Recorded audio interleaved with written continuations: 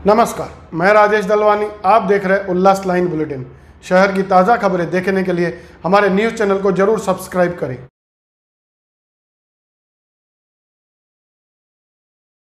आपण ज्या ठिकाणी राहतोय किंवा ज्या सामाजिक पार्श्वभूमीतून आपण आलोय तर तिथे कदाचित आपली पहिलीच पिढी असेल जी शिक्षण घेत असेल।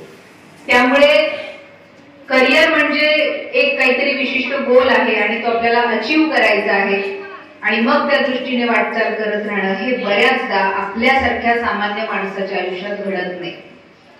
कधीतरी शाळेत टाकलेलं असतं, अलीकडचे समोर बसलेले जे पालक आहेत ते त्यातल्या त्यात या बाबतीत सज्ञान आहेत, त्यांना मुलांच्या जन्मतारखा व्यवस्थित माहिती आहे, त्या दाखल्यावर व्यवस्थित लिहिलेल्या माहिती आहेत, परंतु एक मागची पिढी जी होती त्यांची एकच जन्मतारीख आपल्याला दिसायची की शाळेत घातलेल्याची जी तारीख असते, शाळा सुरू होते ती तारीख आपल्याला दिसायची। म्हणजे इथूनही ते अज्ञान होतं, परंतु शिक्षणाचा प्रचार प्रसार वाढत गेला आणि हळूहळू करिअर करणं ही गोष्ट एक महत्त्वाची आपल्या समोर उभी राहिली। आता हे करिअर नेमकं आहे काय? विद्यार्थी वर्गासाठी असलेलं करिअर एकीकडे आहे आणि ज्या गृहिणी आहेत किंवा समोर जो महिला वर्ग उपस्थित आहे त्यांच्यासाठी असणारं एक करिअर आहे। जर विशिष्ट जातीतून तुम्ही आलेला असाल तर त्या जातीचं प्रमाणपत्र तुमच्याकडे असावं लागतं, शाळा सोडल्याचा दाखला आहे, आधार कार्ड आहे, पॅन कार्ड आहे, अशा अनेक गोष्टींची पूर्तता तुम्हाला पुढच्या कुठल्याही प्रवेशासाठी, नोकरीसाठी आपल्याला ती करावी लागते। आणि मग जेव्हा नोकरी समोर हातात असते त्यावेळेला या अनेक गोष्टी आपल्याकडे नसतात आणि मग तिथून ती लढाई जी आहे ती सुरू होते। तत्पूर्वी करिअर निवडत असताना कुठल्या पद्धतीचं करिअर निवडायचंय याच्याविषयी आपल्याला विशेष माहितीच नसते। मुलांमध्ये एक काय म्हणूया आपण अज्ञान असतं, त्यातही पालकांचं म्हणणं असतं 10वीला चांगले टक्के मिळाले म्हणजे सायन्सला ऍडमिशन घ्यायचं, सगळ्यांचीच मुलं डॉक्टर इंजिनियर होणार असे पालकांचं स्वप्नच पडलेलं असतं आणि मग त्या दृष्टीने प्रयत्न सुरू होतात। बऱ्याचदा असं होतं की ती मुलं तेवढा अभ्यासाचा भार पेलू शकत नाही किंबहुना त्यांची बौद्धिक जडणघडण जी आहे ती कला शाखेकडे असू शकते, ती वाणिज्य शाखेकडे असू शकते, त्यांचा इंटरेस्ट एरिया जो आहे तो या पद्धतीचा असू शकतो, परंतु त्यांना जर केवळ ट्रेड जो आहे तो ट्रेड MBA करण्याचा आहे, तो ट्रेड इंजिनिअरिंगला जाण्याचा आहे असाच जर असेल तर कारखान्यातून एकाच साच्यातली जशा वस्तू तयार होतात तशी ती मुलं तयार होत राहतात आणि मग जेव्हा बाहेर आपण मार्केटमध्ये जॉब शोधायला जातो त्यावेळेला तीच जी सगळी ट्रेंडची मुलं अनेक आलेली असल्यामुळे जॉब व्हॅल्यू कमी झालेली आपल्याला दिसते। म्हणजे आज बऱ्याचदा आपण IT सेक्टर काही वर्षांपूर्वी खूप चलती होती, त्याची बरीच मुलं IT सेक्टरमध्ये जात होती। आज जर बघितलं अर्थात कुठल्याच सेक्टरमध्ये भरघोस पगार आहे असं नाहीये, एक किमान ज्याला आपण म्हणतो तो पगार आपल्याला तिथे असलेला दिसतो आणि त्यात सुद्धा एकाच साच्यातली जर मुलं असतील म्हणजे MBA तर MBA बरीच मुलं एका बॅच मध्ये झालेली असतात, एकीकडे इंजिनिअरिंगला अनेक मुलं गेलेली दिसतात, IT सेक्टरमध्ये अनेक गेलेली दिसतात। त्यामुळे कलेचं क्षेत्र आहे, वाणिज्याचं क्षेत्र आहे ते बऱ्यापैकी रिकाम असलेलं दिसतं। पैसा कमवायचा झाला तर पैसा कमावणं आणि करिअर करणं ह्या दोन वेगळ्या गोष्टी आहेत। करिअर जे आहे ते तुम्हाला काय अचीव करायचंय, नोकरी सगळी माणसं करतात, परंतु विजन घेऊन जेव्हा आपण काम करतो, जेव्हा आपल्या समोर एक गोल असतो मला ते अचीव करायचं आहे, ते अचीव करण्यासाठी जेव्हा आपण धावपळ करत असतो तेव्हा ट्रेनमध्ये आपण धक्के बुक्के खात जातो, आपल्याला जी जीव घुटणे काय ते जीवाची अगदी ओढाताण झालेली असते, कोणीतरी अंगावर हात टाकतो, पाय टाकतो, 2-4 शिव्या घालतात, तरी सुद्धा आपण तो जीव मुठीत घेऊन प्रवास करत असतो। याचं कारण आपल्याला एक विशिष्ट विजन गाठायचं असतं, पण एक ठराविक रकमेचा पगार फक्त जेव्हा आपल्याला हवा असतो तेव्हा ही सगळी जी काही घोरपळ आहे ती घोरपळ आपल्याला काही दिवसानंतर त्रासदायक वाटायला लागते। ती कशासाठी?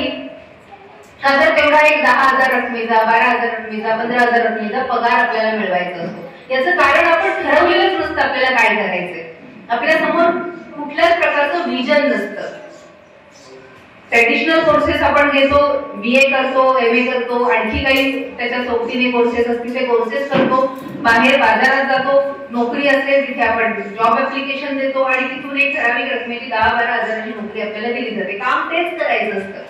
बऱ्याचदा आपल्याला करायचंय काय हेच माहिती नसतं, म्हणजे नेमकं कसाऱ्याला जायचं की कर्जतला जायचं, जसं शिवाजी दादा म्हणाले तसं हे माहितीच नसतं. त्यामुळे कुठली गाडी पकडावी, कुठल्या पद्धतीने आपण तिथं गेलं पाहिजे. प्रवास तर करायचा आहे, पण तो प्रवास सुखकर झाला पाहिजे, याच्यासाठी करिअर गायडन्सची गरज असते. कमी वेळामध्ये, कमी टप्प्यामध्ये तुम्हाला जास्तीत जास्त गोष्टी अचीव्ह करायच्या असतात. या अचीव्ह करत असताना पैसा हे एकमेव त्याचं प्रमाण कधीच राहत नाही. पैसा हे तुमचं उदरनिर्वाहाचं साधन होतं. एक मुबलक प्रमाणामध्ये तुम्हाला पैसा कमावण्याची गरज असते, परंतु तो पैसा कमावत असताना सगळ्यात महत्वाचं म्हणजे जगण्यासाठी लागणारं मानसिक समाधान हे करिअरमध्ये खूप गरजेचं असतं. जेव्हा तुम्ही जे काही निवडलेलं आहे त्या निवडीच्या गोष्टींमध्ये जर समाधानी असाल तर तो कमावलेला पैसा तुमच्या अंगी लागत असतो. नुसतं समाधान असं नाही तर त्या पैशाचा विनियोग सुद्धा तुम्हाला योग्य पद्धतीने करता येतो. आणि म्हणून करिअर निवडीच्या पहिल्या टप्प्यावरच, जेव्हा 10वी 12वीची परीक्षा आपण देतो त्या पहिल्या टप्प्यावरच विद्यार्थ्यांचा कल कशात आहे ते बघणं गरजेचं आहे.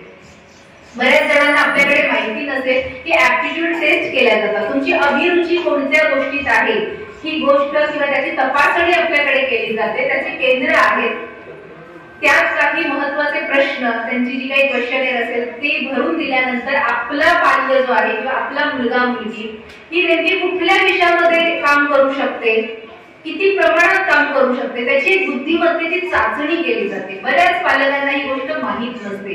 साधारण 80% गुण मिळालेले असतात 10वी 12वी पर्यंत घोकमपट्टी करून, जबरदस्तीने क्लासेसला घालवून किंवा जबरदस्तीने शाळा कॉलेजेसमध्ये बसवून दिवस रात्र अभ्यास करून ते पालकांकडून गुण मिळवलेले असतात, मुलांनी ते मिळवलेले असतात.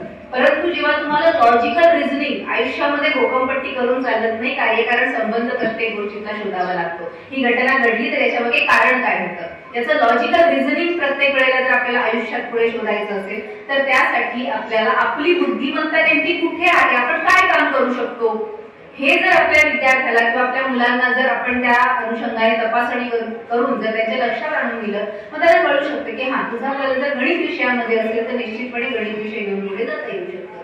तुला जर समजा चित्रकलेमध्ये आवड आहे तर चित्रकलेसाठी कुठली कुठली पुढची क्षेत्र आहे, फाईन आर्ट आहे का किंवा त्याच्यासाठी अप्लाइड आर्ट आहे का, किंवा आणखी महत्वाची काही अगदी आपण ज्याला कॅलिग्राफी असेल, टायपोग्राफी असेल, यासारख्या काही क्षेत्रांमध्ये जाता येऊ शकतं का, ज्यामध्ये त्याला उत्पन्न पण मिळते, अधिक त्याची कला सुद्धा जोपासली जाते.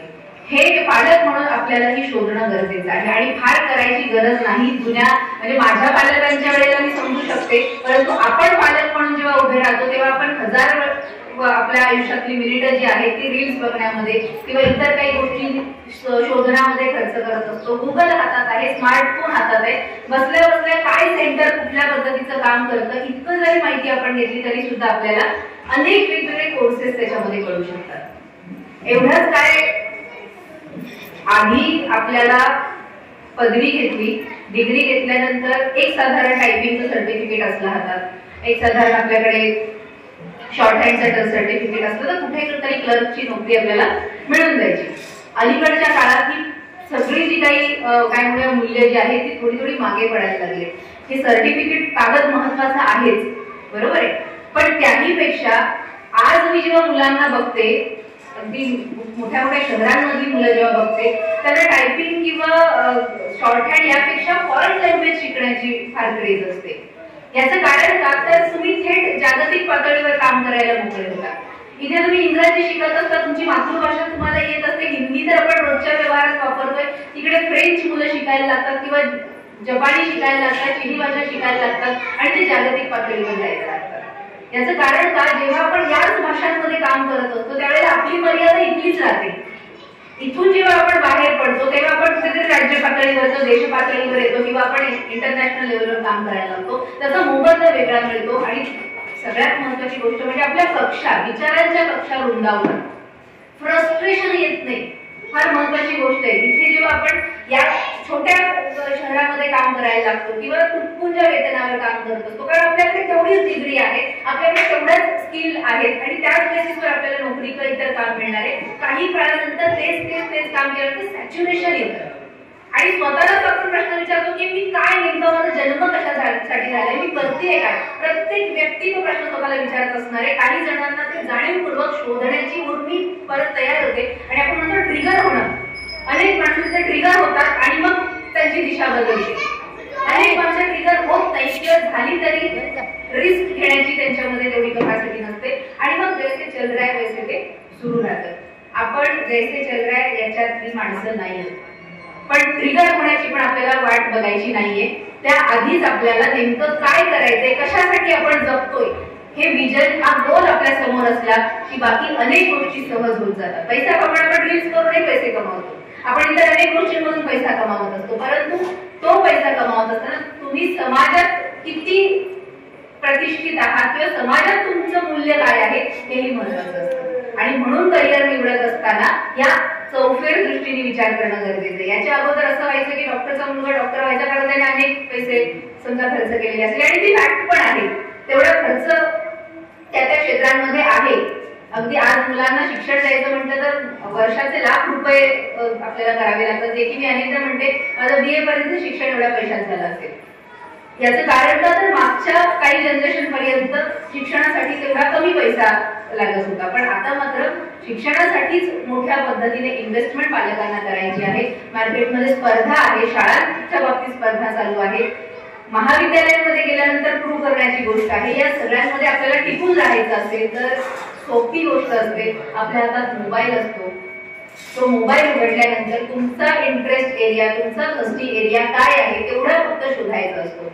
मला जर चित्रकला आवडत असेल तर मला नुसती चित्रकला आवडून चालेल का, मला तिथपर्यंत सीमित राहता येईल का? त्याच्यासाठी इंटरमिजिएटची परीक्षा आहे, एलिमेंटरीची परीक्षा आहे, जी शाळा पातळीवर असते, त्याचे काहीतरी ग्रेड असतात. जर मला, आणि आणखी एक महत्वाची गोष्ट अशी आहे की जेव्हा तुम्ही काम करताना आतून मनातून काम करत असतो आपण, तेव्हा तुमचे जे गुण असतात किंवा त्या ज्या व्हॅल्यूज असतात ना नंबर ऑफ मध्ये येणाऱ्या, त्या आपोआप इन्क्रीज होत असतात. जेव्हा आपण लागून एखादी गोष्ट करत असतो त्यावेळेला त्याचा रिझल्ट मिळत नाही.